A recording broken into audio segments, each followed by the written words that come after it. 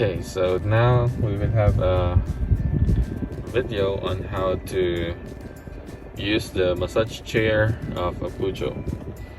Okay, if you will look at the side of your chair seat, there's a button there wherein when you press, okay, press it, then it will show here driver massage, right? And then you can choose cut, pull, okay, wave, stretch, lumbar or shoulders, and then you're going to choose also if it's only low, medium or high. This is the intensity. If you choose high, it's not really the hard massage, but if you notice here, okay, this is the passenger side, you can see that it's moving as well, right? Because I will just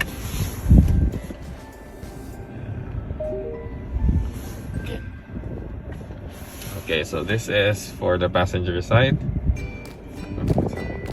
Alright, so if you choose cut pull, this is how the massage will be. Okay, it's one by one. So let's check. If you notice, it's moving. Okay, the chair is moving. And then we have the wave. It's from down to down going up by twos. And then we also have here stretch. Stretch is by fours. Alright. And then lumbar, down, the down part only. It's only the 4 parts.